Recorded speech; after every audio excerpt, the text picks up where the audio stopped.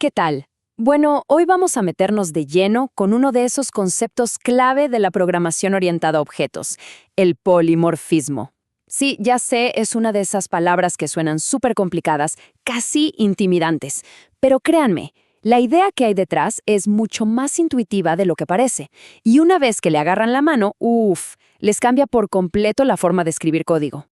A ver, para empezar, vamos a desarmar el nombre. La clave está ahí mismo, en la palabra. Viene del griego, ¿no?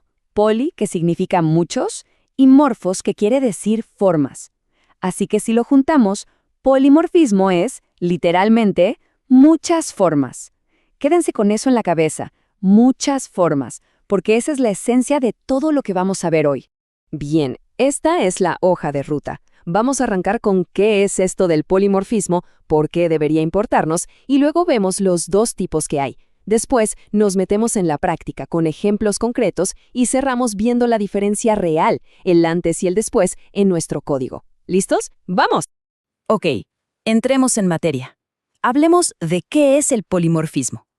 La idea de una acción, pero con múltiples resultados. Pensemos en esto un momento. ¿Cómo puede ser que una misma acción, una sola llamada a un método, se comporte de maneras completamente distintas? O sea, escribimos una cosa, pero pasan varias, dependiendo de con qué objeto estemos trabajando. Bueno, esa es justo la magia del polimorfismo. Para que quede súper claro, usemos una analogía del día a día. Piensen en la acción hablar. Si le decimos a una persona adulta habla, pues habla, ¿no? Con frases completas. Si le decimos a un bebé, va a balbucear. Y un robot, pues va a hacer sus ruidos electrónicos. Fíjense que la orden es la misma, hablar. Pero el resultado depende totalmente de quién la ejecuta. Eso es polimorfismo en estado puro. Bien, ya entendimos el qué. Ahora vamos al por qué. ¿Por qué es tan importante esto en el día a día de la programación? Todo se resume en una palabra: flexibilidad. Y créanme, los beneficios son súper concretos. Por un lado, podemos reutilizar muchísimo más código. Pero para mí, lo mejor es que nos ayuda a evitar esos if y switch gigantescos. ¿Saben de cuáles hablo? Esos que se vuelven imposibles de mantener.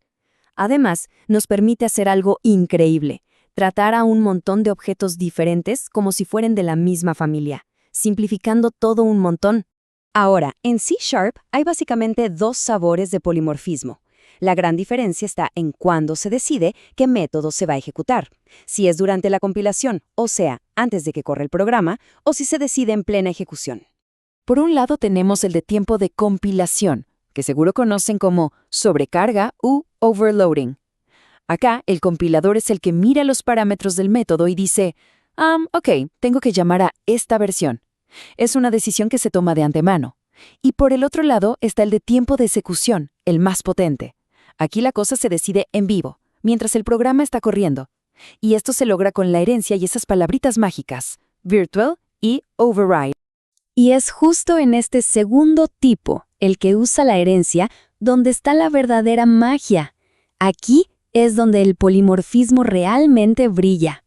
Vamos con el ejemplo que todos hemos visto alguna vez: los animales.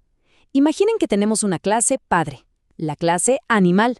Dentro definimos un método: hacer sonido. La clave aquí es la palabra virtual. Cuando ponemos virtual, es como si le estuviéramos diciendo al código: oye, por defecto los animales hacen este sonido, pero si alguna clase hija quiere hacer un sonido diferente, tiene permiso para cambiarlo. Y entonces entran en juego las clases hijas. Creamos una clase perro que hereda de animal y usamos la palabra override. Con override le decimos, ok, voy a tomar ese método hacer sonido y le voy a dar mi propia versión. En este caso, el perro ladra. Hacemos lo mismo con la clase gato, que ahora obviamente maulla. Cada uno implementa su propia forma de hacer sonido. Y aquí es donde todo cobra sentido. Miren esto. Declaramos una variable del tipo padre, o sea, animal. Primero le metemos adentro un objeto perro. Llamamos a hacer sonido y ¿qué pasa? Ladra. Perfecto. Ahora, atención. A esa misma variable, sin cambiarla, le asignamos un objeto gato. Volvemos a llamar a hacer sonido. Y ahora maulla.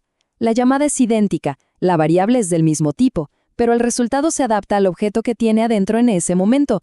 Eso es polimorfismo en acción. Ok, el ejemplo de los animales es un clásico y sirve para entenderlo, pero vamos a llevarlo a algo más del mundo real. Algo que nos podríamos encontrar en cualquier trabajo: calcular salarios de empleados. La idea es la misma. Tenemos una clase base, empleado, con un método virtual llamado calcular salario. Esto es como poner una regla. Cualquier tipo de empleado que creemos en el futuro, sí o sí, tiene que saber cómo calcular su propio salario. Y de ahí colgamos las clases más específicas. Por ejemplo, empleado fijo, que hace override y simplemente devuelve su sueldo mensual. Y luego, empleado por horas, que también hace override, pero su lógica es diferente. Multiplica el precio de la hora por las horas que trabajó. Cada uno sabe lo suyo. Y el resultado es un código súper limpio. Imaginen que tenemos una lista con todos los empleados mezclados. No nos importa de qué tipo es cada uno.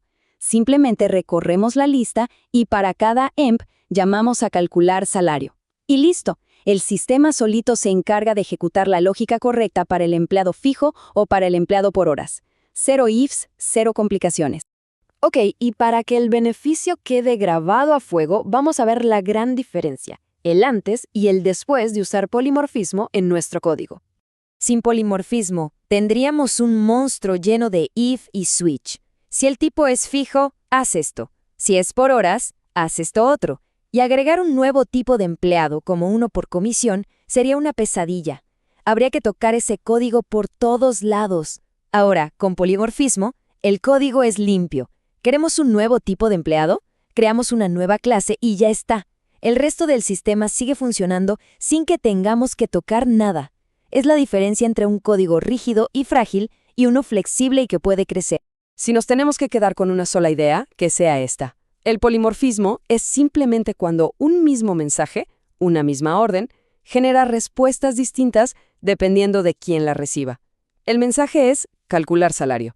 La respuesta depende de si lo recibe un empleado fijo o uno por horas. En definitiva, el polimorfismo no es un concepto académico y aburrido.